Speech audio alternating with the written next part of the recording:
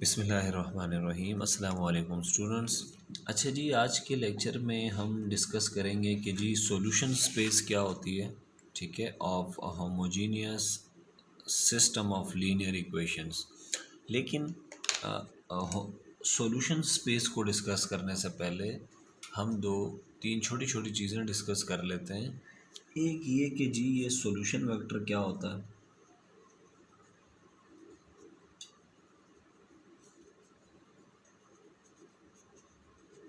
ठीक है, और दूसरा हम सॉल्यूशन स्पेस की बात कर लेते हैं, ठीक है, कि सॉल्यूशन स्पेस क्या होती है। फिर बाकायदा हम एक थ्योरम की तरफ आते हैं। तो दो चीज़ें पहले हम डिस्कस करेंगे, एक सॉल्यूशन वेक्टर और एक सॉल्यूशन स्पेस, ठीक है। तो इसके लिए हम एक डेफिनेशन करने जा रहे हैं, ठीक है, कुछ डिफाइन करने जा रहे हैं। तो डेफिनेशन, ठीक है, और डेफिनेशन के बाद फिर एक दो थ्योरम होंगे और फिर हम कुछ एग्जांपल्स डिस्कस करेंगे, ठीक है। अच्छा जी, अच्छा स्पेसिफिकली हम बात करेंगे homogeneous system of linear equations पर, ठीक है। नॉन होमोजीनियस के लिए हम जो स्पेशली जो हम थ्योरम आगे पढ़ने जा रहे हैं वो नॉन होमोजीनियस पर अप्लाई नहीं होते हैं, इसीलिए हम नॉन होमोजीनियस को डिस्कस नहीं कर रहे हैं, ठीक है। तो बहरहाल, तो हमारे पास होमोजीनियस सिस्टम है, तो हम लिख दे डेफिनेशन क्या है, if A X is equal to this. आपको पता है कि ए इसमें कोएफिशिएंट मैट्रिक्स है, एक्स को हम कहते थे मैट्रिक्स ऑफ वेरिएबल, और ये भी एक मैट्रिक्स है, ठीक है, जो कि ज़ीरो मैट्रिक्स है। अभी हम इसके नाम चेंज करने वाले हैं, ठीक है।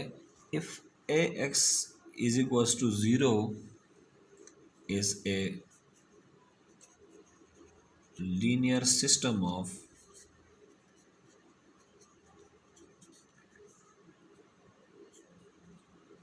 homogeneous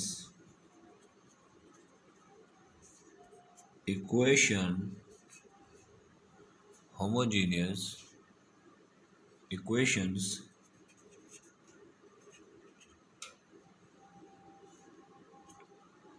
then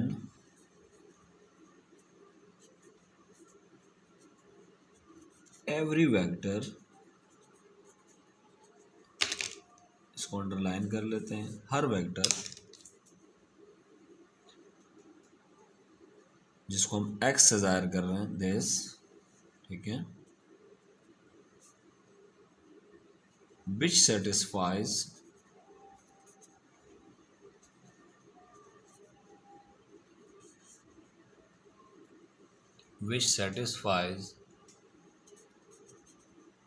the system, यानी ये वाला system A X is equal to this is said to be a solution vector.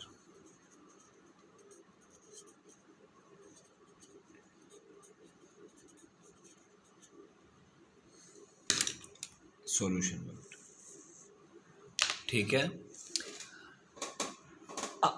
अब इसको ये डेफिनेशन वन है, ठीक है, नंबर वन।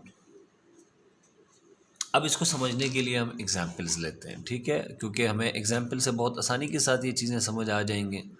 तो फ़र्ज़ कर लेते हैं, एक एग्जाम्पल लेते हैं कि हमारे पास एक linear system of homogeneous equation है, A X is equals to zero, बल्कि नल वेक्टर ऐसा, ठीक है। और ये जो linear system of homogeneous equation है ये बराबर है बेसिकली 3,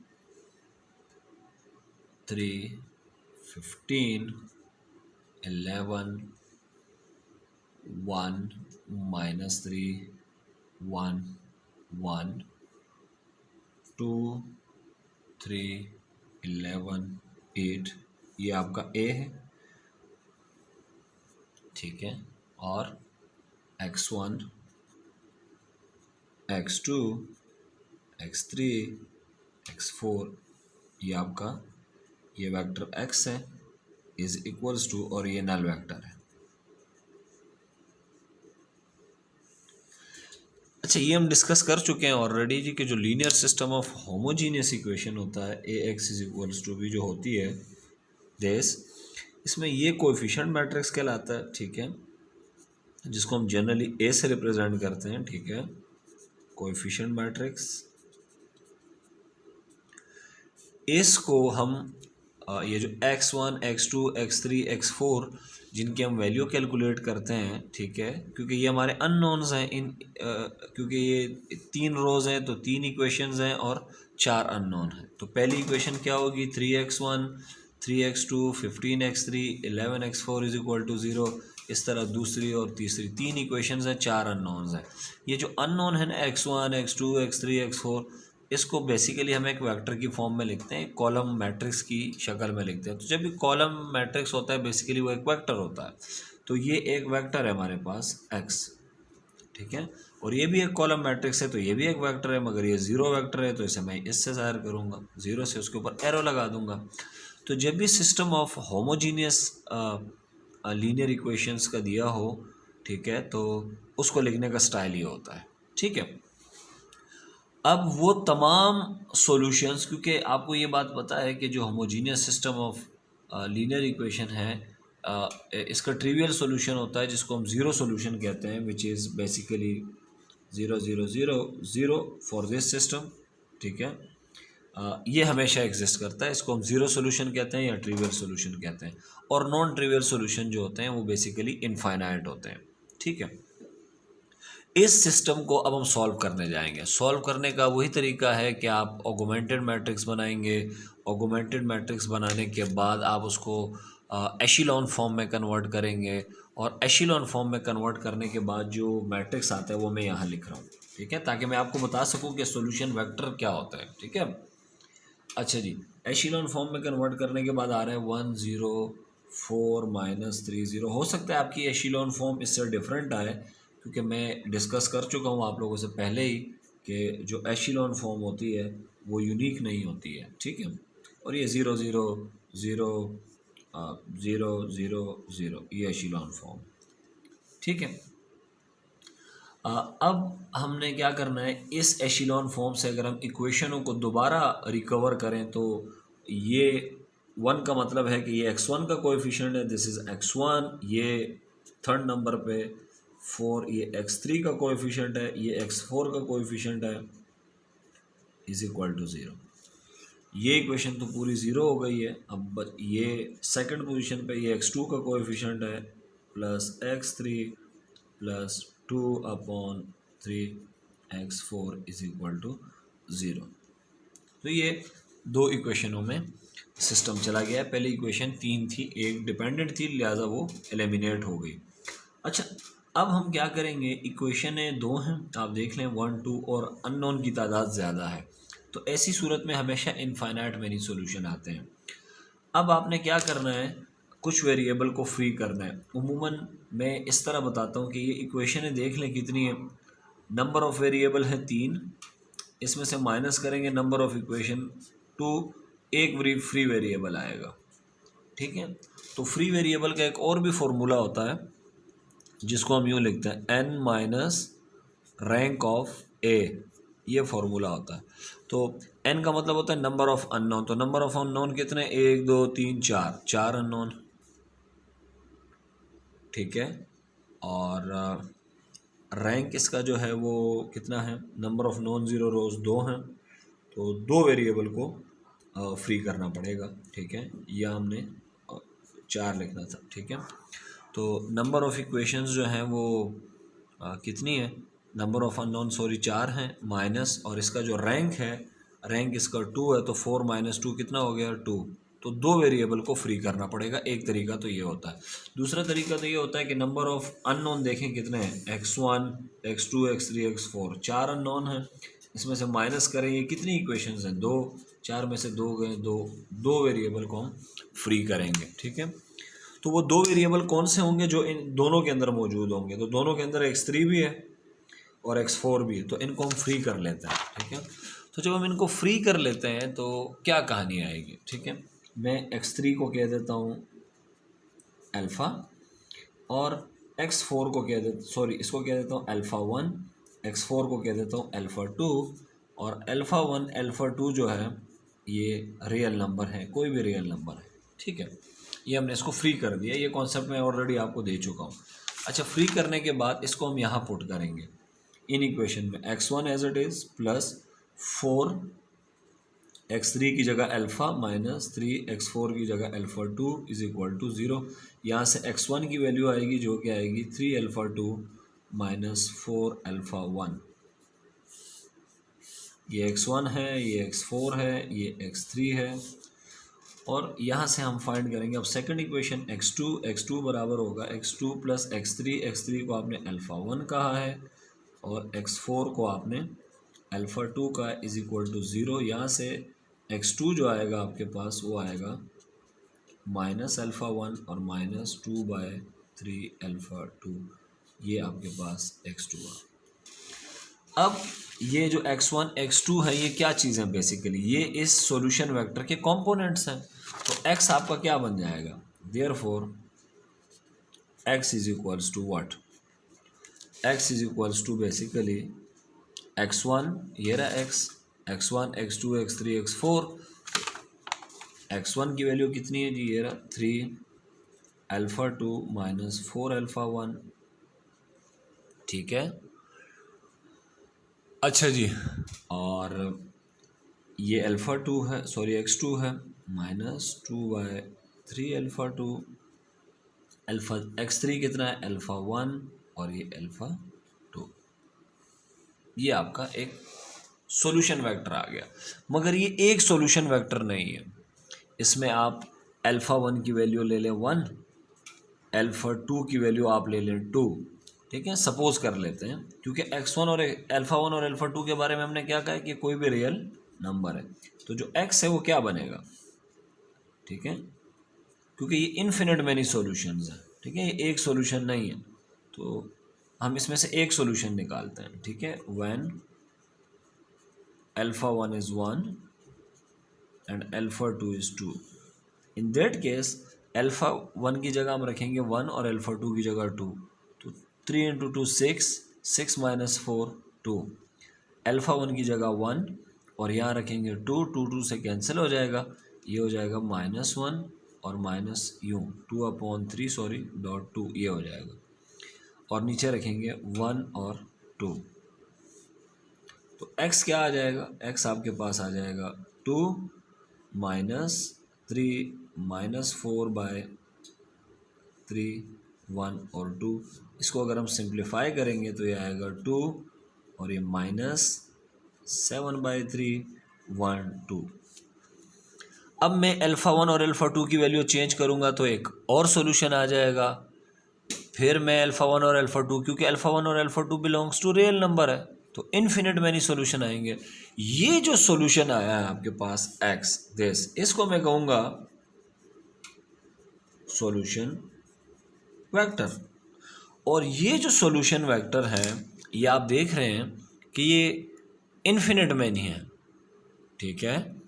तो इसका मतलब ये हुआ कि मैं अब आप यहाँ देख लें, if ax is equal to 0 is a linear system of equation, then every vector, हर वो वेक्टर x जो इसको सेटिस्फाई करता है, इसको सेटिस्फाई करने का क्या मतलब है कि अगर मैं x की ये वैल्यूज़, ये वाली वैल्यूज़ उठा के यहाँ पुट कर दूँ तो ये क्या करेगा, जब ये मैट्रिक्स इससे मल्टीप्लाई होगा तो रिजल्ट 0 आएगा, ठीक है।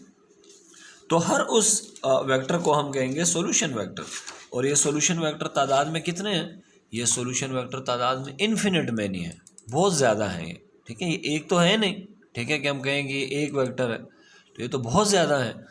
तो अगर हम इन सब को कलेक्ट कर लें, इनका एक सेट बना लें, ठीक है, कलेक्शन का मतलब तो सेट ही है, the collection of all solution vectors is called the solution space. तो हम क्या करेंगे, इन सब का अगर हम कलेक्शन ले लें और यूं लिख दें सॉल्यूशन स्पेस की डेफिनेशन, टू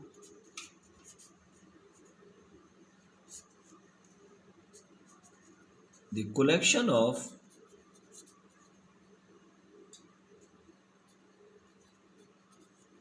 कलेक्शन या सेट लिख दें, set of all solution vectors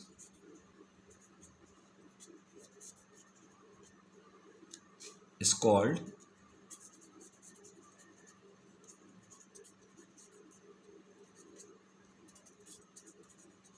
solution space of the system of homogeneous linear equations। ये सेकंड डेफिनेशन है, ठीक है।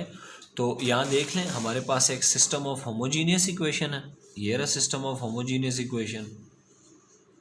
हर वो वेक्टर, इसमें ये जो x है ये सॉल्यूशन वेक्टर कहलाता है।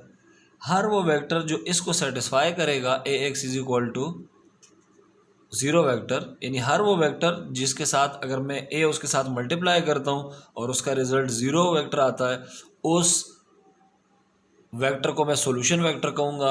और उन तमाम वेक्टर्स को अगर मैं कलेक्ट करके एक सेट बना लूँ तो उसे हम क्या कहेंगे, उसे हम कहेंगे सॉल्यूशन स्पेस, ठीक है।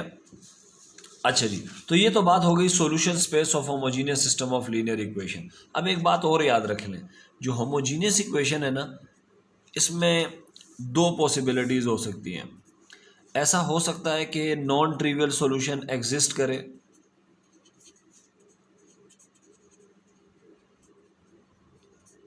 और ऐसा भी हो सकता है कि नॉन ट्रिवियल सॉल्यूशन जो है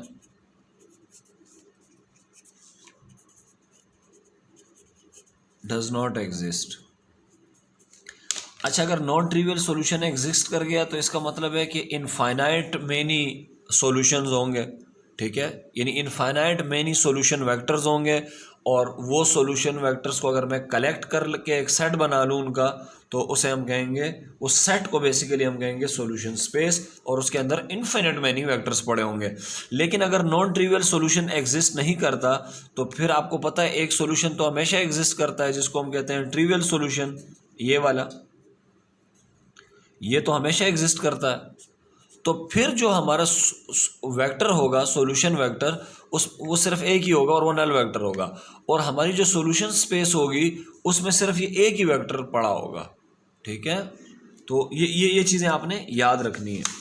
अच्छा जी, अब हम बात करते हैं, ठीक है, दो थ्योरम है छोटे छोटे, और उन थ्योरम पर बात करते हैं, ठीक है। छोटे छोटे थ्योरम्स हैं, एक दो, ठीक है। तो थ्योरम 1, थ्योरम बल्कि 2 में अभी नहीं पढ़ा रहा, ठीक है। थ्योरम क्या है जी? थ्योरम ये है कि ax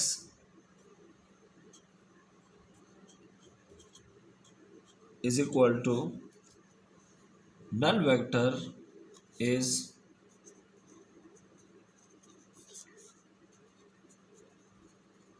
homogeneous system of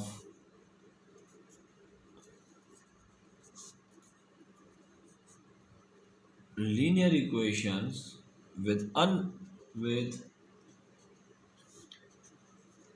n unknowns,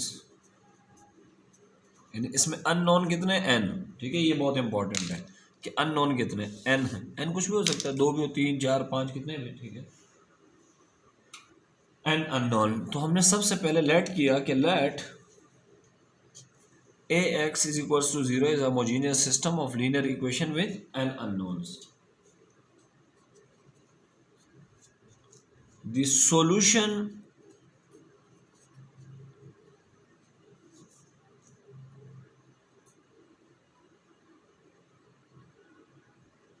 to ax is equals to 0 form a subspace of Rn। अच्छा, अब इसको गौर से सुनना है आपने। एक सिस्टम ऑफ इक्वेशन है आपके पास, ठीक है, जैसे ये सिस्टम ऑफ इक्वेशन था आपके पास, ठीक है। इस सिस्टम ऑफ इक्वेशन के अंदर आप चेक करें कितने अननोन है, 1 2 3 4 अननोन है, गुड हो गया। अब 4 अननोन है, तो मैं इस सिस्टम को जब सॉल्व करूंगा तो मुझे सॉल्यूशन वेक्टर मिलेगा। उन तमाम सॉल्यूशन वेक्टर का अगर मैं एक सेट बना दूं, जिसको आप पहले मैट्रिक में और वहाँ पे आप उसको सॉल्यूशन सेट कहते थे, अब उसे सॉल्यूशन स्पेस कहते हैं। ये जो सॉल्यूशन स्पेस होगी ना, ये बेसिकली वेक्टर स्पेस होगी, ठीक है, ये याद रखना है आपने, ये वेक्टर स्पेस होती है, ठीक है। अच्छा जी, अब बात मैं ये करने वाला था कि ये जो सॉल्यूशन सेट्स, सॉल्यूशन वेक्टर आप निकालेंगे, इनका एक सेट बनाएंगे, उसे हम सॉल्यूशन स्पेस कहेंगे, ठीक है। वो जो सॉल्यूशन स्पेस होगी, जो कि बेसिकली वेक्टर स्पेस है, वो बेसिकली सब स्पेस होती है। और सब स्पेस किसकी होती है? क्योंकि सब स्पेस के लिए हमेशा एक जिसको आप कह सकते हैं कि एक उसकी एक उसके लिए एक और स्पेस भी होती है, जिसकी वो सब स्पेस होती है, ठीक है। तो ये आपके पास वो स्पेस है Rn, ठीक है। तो इसके अंदर कितने अननोन है? 1 2 3 4। तो और आपने यहां चेक करें, यहां ये आपके पास एक सॉल्यूशन वेक्टर है, इसमें अल्फा की वैल्यू चेंज करते जाएं, अल्फा 1 और अल्फा 2 की आपके पास डिफरेंट वेक्टर आते जाएंगे, उन सबको कलेक्ट कर लें। कलेक्ट करने के बाद वो आपके पास एक वेक्टर स्पेस बनेगी और उसे हम सॉल्यूशन स्पेस कहते हैं, ठीक है। वो जो सॉल्यूशन स्पेस होगी ना, वो बेसिकली क्या होगी? सब स्पेस ऑफ R4, इसकी सब स्पेस होगी, ठीक है। और R4 का आपको पता है क्या मतलब है? R4 का हमारे पास मतलब है कि सेट ऑफ, ये एक वेक्टर स्पेस है जो कि जिसमें सेट है, ठीक है, जो एक बेसिकली एक वेक्टर स्पेस है, जो कि actually collection of all vectors है जिनमें 4 कंपोनेंट्स हैं, ठीक है। तो this is basically collection of all vectors of the form this,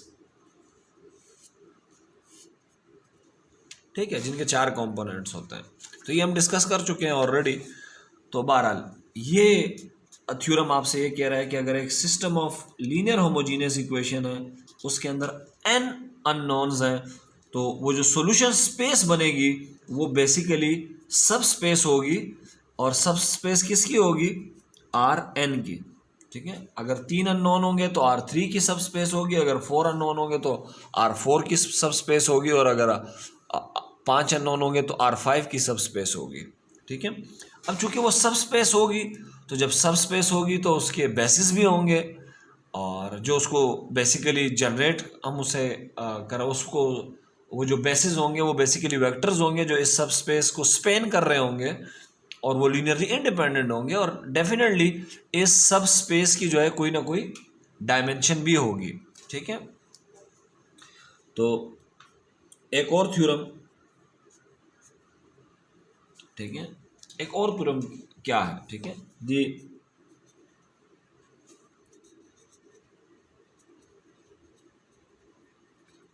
जो डायमेंशन ऑफ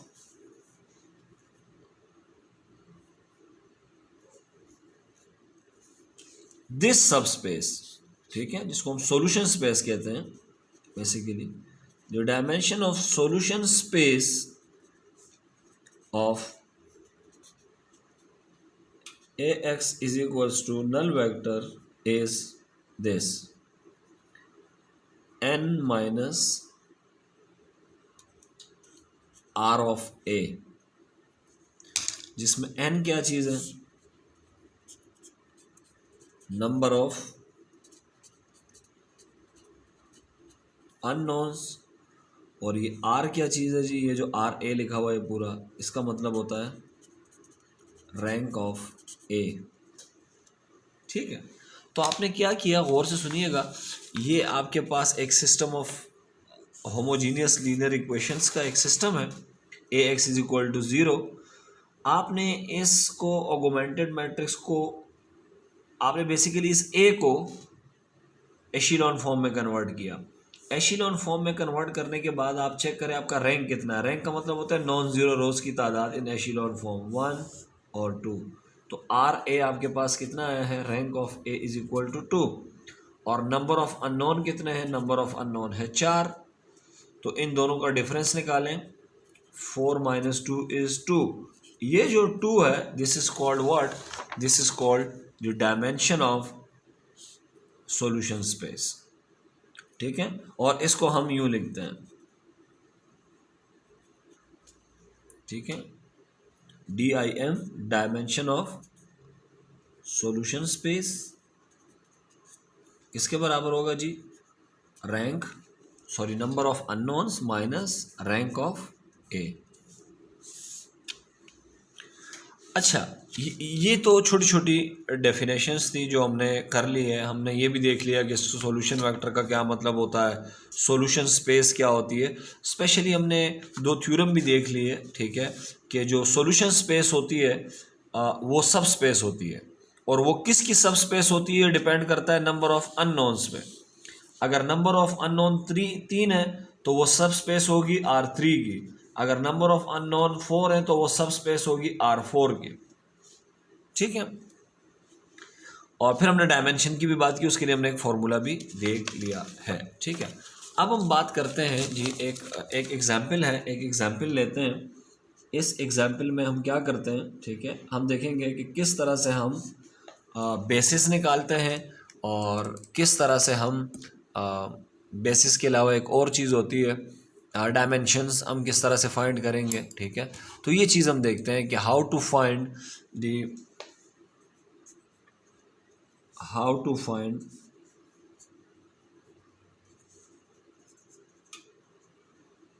basis and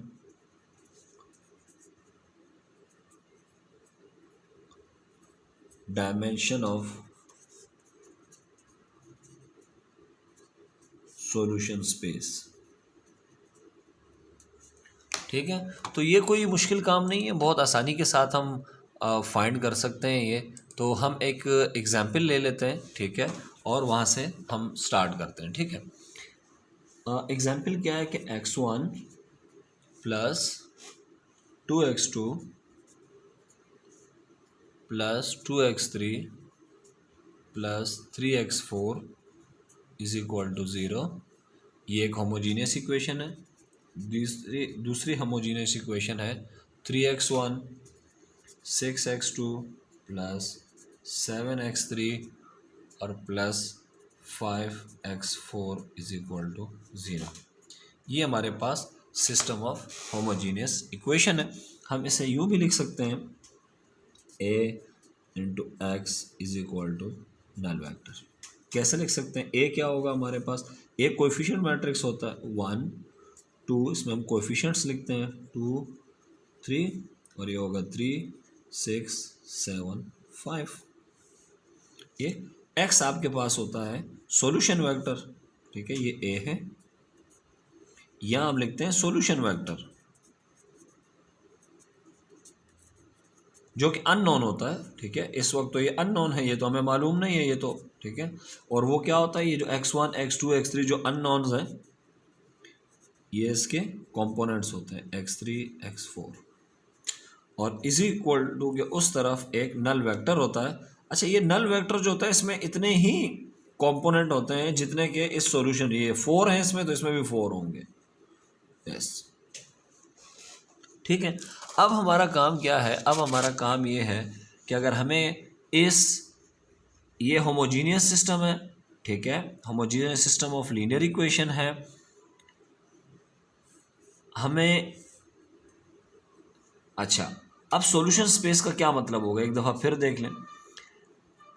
इसको मैं सॉल्व करके ये वेक्टर निकालूंगा x, ये वाला x फाइंड करेंगे, इसको हम कहेंगे सॉल्यूशन वेक्टर। दोबारा सुन लें, इसका जो सॉल्यूशन होगा उसको मैं एक वेक्टर की फॉर्म में लिखूंगा, उसको मैं कहूँगा सॉल्यूशन वेक्टर, ठीक है। वो सॉल्यूशन वेक्टर्स एक नहीं होंगे इन जनरल, ठीक है। अगर ट्रिवियल सॉल्यूशन होगा तो फिर तो एक ही होंगे, लेकिन अगर नॉन ट्रिवियल सॉल्यूशन होगा तो फिर वो एक सॉल्यूशन वेक्टर नहीं होगा, बहुत सारे होंगे, ठीक है। तो वो जो बहुत सारे सॉल्यूशन वेक्टर्स हैं वो मिल के क्या बनाते हैं, सॉल्यूशन स्पेस। वो जो सॉल्यूशन स्पेस होती है ना, बेसिकली वो सब स्पेस होगी। किसकी सब स्पेस होगी, या नंबर ऑफ अननोन्स देख लें, नंबर ऑफ अननोन्स कितने हैं 4, वो सब स्पेस होगी R4 की। अब चूंकि वो सब स्पेस है, बेसिकली एक वेक्टर स्पेस है, क्योंकि R4 एक वेक्टर स्पेस है और ये सॉल्यूशन स्पेस जो है ये उसका सब स्पेस है, ठीक है। तो ये सब स्पेस भी बेसिकली एक वेक्टर स्पेस होती है। तो उस वेक्टर स्पेस के कुछ डायमेंशंस भी होंगे और कुछ बेसिस भी होंगे, वो हम कैसे मालूम करेंगे, ठीक है। तो उसके लिए तरीकाकार ये है कि पहले आप इस मैट्रिक्स ए को ले जाएं एशिलॉन फॉर्म में, या ऑगमेंटेड मैट्रिक्स को एशिलॉन फॉर्म में ले जाएं, ठीक है। लेकिन जनरली होमोजीनियस सिस्टम में हम ऑगमेंटेड मैट्रिक्स इसलिए नहीं बनाते कि लास्ट का जो वेक्टर हमारा होता है, जो वेक्टर ऑफ कांस्टेंट का वेक्टर होता है, वो जीरो होता है, तो उसे लिखने का कोई फ़ायदा नहीं होता, ठीक है। हम उसे उम्मूमन लिखते नहीं है, लेकिन अगर लिख भी लें तो कोई फ़र्क नहीं पड़ता। तो एक ऑगमेंटेड मैट्रिक्स लिख लेते हैं 0 और 3 6 7 5 0 और इसको एशिलॉन फॉर्म में ले जाते हैं। तो एशिलॉन फॉर्म में ले जाने के लिए कुछ रो ऑपरेशन हुए होंगे, वो आप लोगों ने खुद करना है। एशिलॉन फॉर्म में ले जाने के बाद जो मैट्रिक्स आपके पास बन के आ रहा है वो आ रहा है 1 2 0 11 0। अच्छा, ये ज़रूरी नहीं है कि आपकी भी एशिलॉन फॉर्म यही आ रही हो सकता है आपकी एशिलॉन फॉर्म ये नहीं आ रही हो, उससे कोई भी फ़र्क नहीं पड़ेगा, ठीक है, क्योंकि एशिलॉन फॉर्म यूनिक नहीं होती है दिस, ठीक है। अब इससे हम सिस्टम को रीस्टोर करेंगे दोबारा। अच्छा, एक इंटरेस्टिंग चीज़ मैं आपको और भी बता दूं, इसको हम कहते थे, अगर आप लोगों को याद हो, इनको हम कहते हैं लीडिंग एलिमेंट्स, ठीक है। इसको पिवट भी कहते हैं, ठीक है। तो ये हमारे पास लीडिंग वन कहलाते हैं, ये लीडिंग वन है,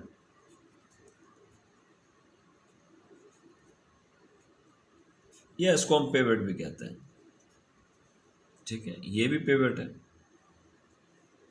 ठीक है। तो ये हमारे पास पिवट होते हैं। अच्छा, ये पिवट किस किस की जगह पे आया है, ये वाला पिवट किसकी जगह पे आया हुआ है, चेक करें, पहली पोजीशन पे आया हुआ है, तो इसका मतलब है ये x1 के कोएफिशिएंट की जगह पे पिवट बन गया है। फिर दूसरी रो के अंदर आप चेक करें, दूसरी रो के अंदर x3 की पोजीशन पे पिवट बना हुआ है, तो x1 की पोजीशन पे पिवट नजर आ रहा है और x3 की पोजीशन पे पिवट नजर आ रहा है। तो इनको हम फ्री नहीं करेंगे, हम फ्री करेंगे बाकियों को। x1 और x3 को फ्री नहीं करेंगे तो किसको फ्री करेंगे, x2 और x4 को, ठीक है। ये भी एक तरीका है इसको पढ़ने का। तो x2 को हम फ्री कर लेते हैं, x2 को हम कह देते हैं अल्फा 1 और x4 को हम कह देते हैं अल्फा 2। ये हमने फ्री कर दिया इनको। अच्छा, यहाँ से इक्वेशंस बनाए, क्या बनेगी जी, x1 plus 2x2 plus 11x3 is equal to 0। नीचे से इक्वेशन बनाए जी, ये x3 की जगह आया हुआ है x3 minus 4 x4 is equal to 0। अगर आपको ये पिवट वाली कॉन्सेप्ट मुश्किल लग रहा है या आप इसको यूज़ नहीं करना चाहते हैं, तो फिर फ्री वेरिएबल का कॉन्सेप्ट बड़ा सिंपल था। यहाँ चेक करें कितनी इक्वेशंस हैं, 2 इक्वेशंस, और अननोन कितने हैं, 4, अननोन है 4, ठीक है, अननोन। और इक्वेशंस कितनी है, इक्वेशंस जो हैं वो 2 हैं, तो इनका डिफरेंस निकाले, क्या आ रहा है, 4 में से 2 गए 2, 2 वेरिएबल को हम क्या करेंगे, फ्री करेंगे। वो 2 वेरिएबल कौन से होंगे, जो दोनों के अंदर होंगे। तो दोनों के अंदर कौन कौन सा है, x3 यहाँ है, यहाँ भी है, x4 यहाँ है, यहाँ नहीं है, ठीक है। तो x3 दोनों में है, x4 दोनों में नहीं है, ठीक है। तो हम ये कॉन्सेप्ट यूज़ करते थे कि हम, वैसे तो आप किसी को भी फ्री कर सकते हैं, ठीक है, कोई मसला नहीं है, लेकिन आसानी के लिए हमने बताया था कि उसको फ्री करें कि जो दोनों में कॉमन है, ठीक है। तो दोनों में तो कॉमन सिर्फ x3 है, तो फिर x4 को भी आप कॉमन ले सकते हैं, फ्री कर सकते हैं, x2 को भी कर सकते हैं, x1 को भी कर सकते हैं, बहरहाल। लेकिन बेस्ट चॉइस जो है, ये चूँकि हमारी एक शॉर्टकट जुगाड़ टाइप है, तो बेस्ट ये है कि जो लीडिंग पोजीशन पे होते हैं, जैसे यहाँ लीडिंग 1 है, ये लीडिंग 1 है, ये x1 की जगह पे आ रहा है और ये x3 की जगह पे आ रहा है, तो इनको हम फ्री नहीं करेंगे, बाकियों को फ्री कर देंगे। तो हमने किसको फ्री किया, x2 और x4 को। इसमें पुट करें जी, x3 तो x4 पुट कर देंगे, तो x3 कितना आ जाएगा, 4 अल्फा 2।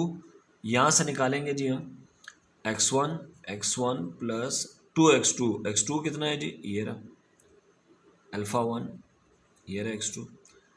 x3 कितना है जी, x3 आपका 4, तो वो 11 से मल्टीप्लाई हो जाएगा तो ये 44 हो जाएगा। तो यहाँ से x1 निकालेंगे हम, x1 आपके पास कितना आएगा जी, x1 आपके पास आएगा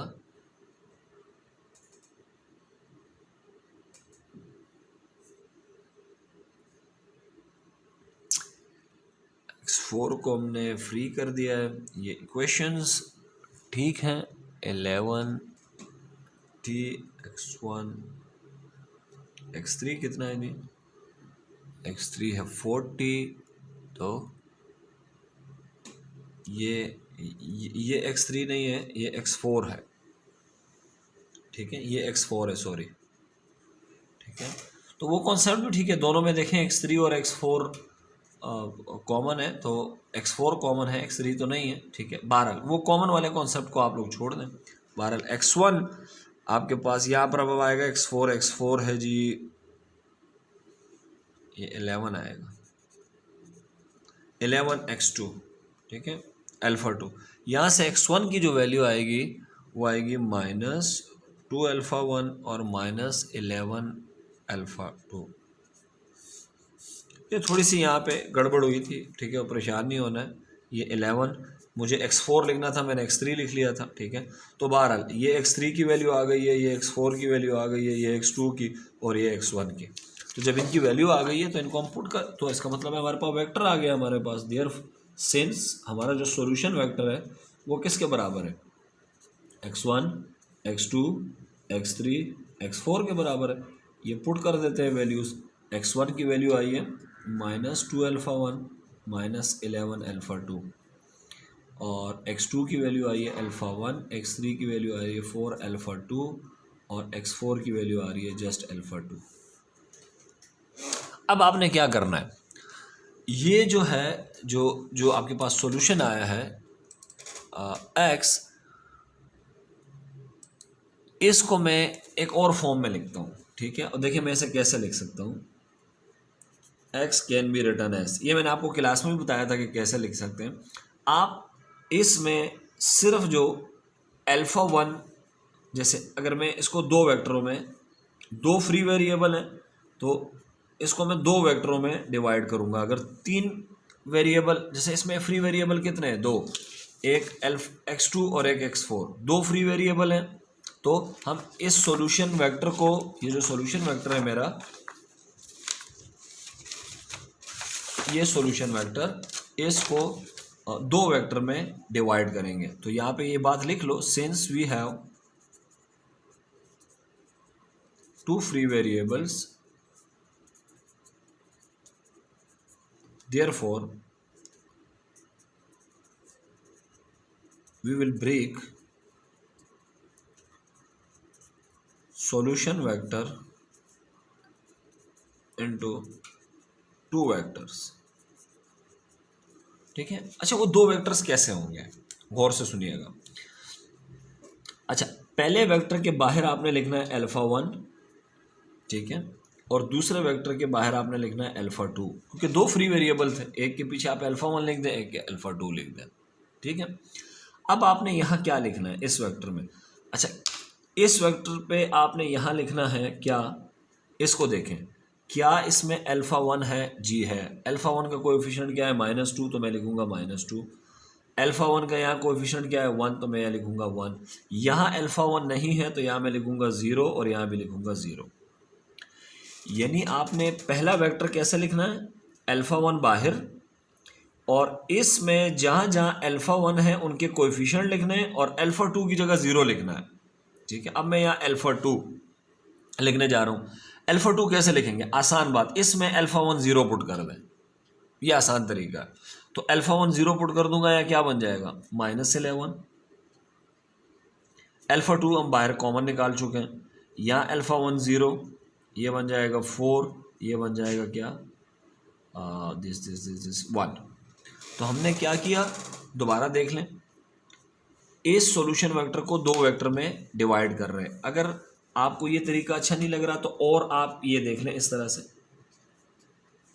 दो वेक्टरों में डिवाइड करेंगे, ठीक है, वो हमें एडवांस में पता है। पहला वेक्टर क्या होगा, आप इस पूरे में अल्फा की 2 की जगह 0 पुट कर दें, अल्फा 2 की जगह 0 पुट कर दें, क्या आएगा बताएं, -2 अल्फा 1 अल्फा 1 0 0। ये दूसरा वेक्टर कैसे बनेगा, अल्फा 1 की जगह 0 पुट कर दें तो क्या बनेगा, -11 अल्फा 2 0 4 अल्फा 2 और अल्फा 2। ठीक है, सिंपल है। अब इसमें क्या कॉमन है चेक करें, इसमें अल्फा 1 कॉमन है, ये अल्फा 1 क्या बनेगा, -2 1 0 0 प्लस अल्फा 2 कॉमन है, क्या बनेगा जी, -11 0 4 1। ये वही चीज़ आ गई है, यही वाली। ठीक है, ये आपके पास आ गया सॉल्यूशन वेक्टर। ये सॉल्यूशन वेक्टर कितने हैं, ये सॉल्यूशन वेक्टर इनफिनिट मैनी है। अच्छा गौर से सुनिएगा, ये भी एक वेक्टर है, इसको मैं कह देता हूँ v1, इस वेक्टर का नाम ले लेता हूँ मैं v2। ठीक है, तो मैं इसको दोबारा रीराइट कर रहा हूँ, तो x आपके पास किसके बराबर हो जाएगा, x आपके पास हो जाएगा alpha 1 v1 plus alpha 2 v2। और ये कुछ जानी पहचानी चीज लग रही है, this is what, linear combination of v1 and v2। तो इसका मतलब ये हुआ कि ये जो x है ये हमारे पास क्या है, सॉल्यूशन वेक्टर। ये एक तो है नहीं, ये तो बहुत सारे हैं, v1 और v2 आपको पता है ये रहे, इसमें अल्फा 1 और अल्फा 2 की वैल्यू चेंज करते जाओ और डिफरेंट सॉल्यूशन वेक्टर आते जाएंगे। अच्छा ये जो सॉल्यूशन वेक्टर है, इसका मतलब ये जितने भी सॉल्यूशन वेक्टर हैं इनको v1 और v2 क्या कर रहा है, स्पेन कर रहा है। ठीक है, इनको जनरेट कर रहा है। ठीक है, तो यहां से हमें एक बात पता चल गई यहां से, ठीक है, x is equals to alpha 1 v1 plus alpha 2 v2 implies what, ठीक है, कि x जो है वो is linear combination of v1 and v2। एक तो हमें ये बात पता चल गई है। ठीक है, तो अल्फा 1 और अल्फा 2 की डिफरेंट वैल्यू रख के हम डिफरेंट वेक्टर्स बना सकते हैं, और उन वेक्टर्स को अगर हम कलेक्ट कर लें तो उसे हम सॉल्यूशन सेट कहते हैं या सॉल्यूशन स्पेस कहते हैं उसको। वो जो सॉल्यूशन स्पेस है उसको मैं W से जाहिर करूंगा, ये हमारी हो गई सॉल्यूशन स्पेस। इस सॉल्यूशन स्पेस के अंदर क्या होंगे, वेक्टर पड़े होंगे।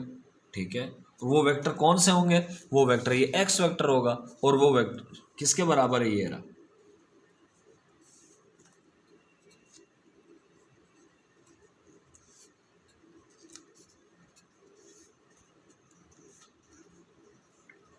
अब हमने क्या कर दिया, इसका एक सेट बना लिया, such that alpha 1 alpha 2 belongs to the real field R।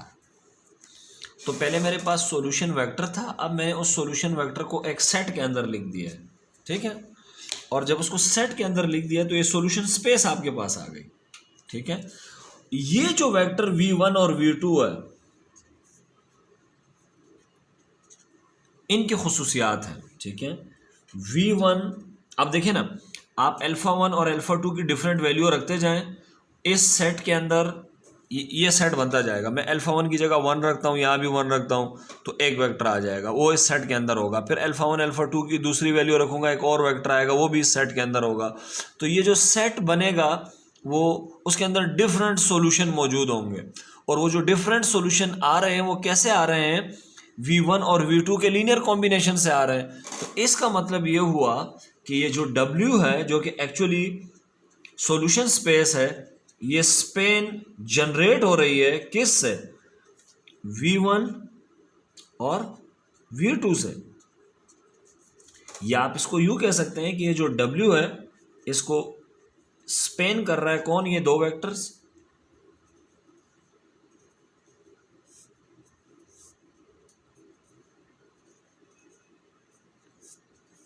ठीक है, ये दो वेक्टर्स को स्पेन कर रहे हैं, और ये जो दो वेक्टर हैं ये जो इसको स्पेन कर रहे हैं ये लीनियरली इंडिपेंडेंट है। ये आप लोग घर पे चेक कर लीजिएगा, दीज आर लीनियरली इंडिपेंडेंट। तो आपको पता है कि ये जो दो वेक्टर्स हैं ये इस सॉल्यूशन स्पेस को स्पेन भी कर रहे हैं और ये लीनियरली इंडिपेंडेंट भी है। लिहाजा ये याद रखिएगा कि ये जो v1 और v2 है, चूंकि ये लीनियरली इंडिपेंडेंट भी हैं और ये इस वेक्टर स्पेस को स्पेन भी कर रहे हैं, लिहाजा यही हमारे बेसिस हैं। तो बेसिस कैसे निकालते हैं, ये तो मैंने थ्योरी बता दी ना आपको। बेसिस कैसे निकालते हैं, बेसिस निकालने का तरीका ये बड़ा सिंपल है। ये आपके पास सिस्टम ऑफ इक्वेशन है, इसको मैट्रिक्स फॉर्म में लिख दें, ना भी लिखें तो कोई मसला नहीं है। ऑगमेंटेड मैट्रिक्स लिखें, उसे एशिलॉन फॉर्म में लेके जाएं और फिर एशिलॉन फॉर्म में लेने के बाद आप सॉल्यूशन लिखें दोबारा, जो कि फ्री वेरिएबल की शक्ल में होगा। फिर उसको इस तरह वेक्टर में ब्रेक कर दें, जो एक वेक्टर v1 और v2 जो आ रहे होंगे ये आपके पास बेसिस होंगे। ठीक है, तो ये आपके पास बेसिस होंगे और ये बेसिस यूनिक नहीं होते हैं। ठीक है, हो सकता है आपके कुछ और आ रहे हो, दूसरे बंदे के कुछ और आ रहे हो, क्योंकि यहाँ पे मैंने वेरिएबल किसको फ्री किया, मैंने x2 और x4 को फ्री किया। ठीक है, एक बच्चा क्या करता है, x2 और x4 को फ्री किया, एक बच्चा किसी और वेरिएबल को फ्री करता है या रो ऑपरेशन डिफरेंट लगाता है, तो उसके जो बेसिस आएंगे वो डिफरेंट आएंगे। ठीक है, तो यही हमारे पास बेसिस हैं जो v1 और v2 हैं। ठीक है, तो बेसिस हमारे पास क्या आ गए हैं। ठीक है, आसान लफ्ज़ों में जो बेसिस आए हैं वो क्या आए हैं। ठीक है, अच्छा जी, v1 which is -2 1 0 0 and v2 -11 0 4 1. This is our what, basis of solution space of ax is equal to 0। और डायमेंशन कैसे निकलती है, डायमेंशन तो बहुत आसान है, नंबर ऑफ बेसिस होते हैं। ठीक है, तो डायमेंशन इज इक्वल्स टू 2, क्योंकि डायमेंशन नंबर ऑफ बेसिस है, कितने बेसिस है, 2 हैं, तो ये आपके पास डायमेंशन है। ठीक है, तो आज के लेक्चर को यहाँ एंड करते हैं। ठीक है, और नेक्स्ट लेक्चर में देखते हैं। ठीक है, होती है मुलाकात इंशाअल्लाह ताला, तब तक के लिए अल्लाह हाफिज़ व नासिर।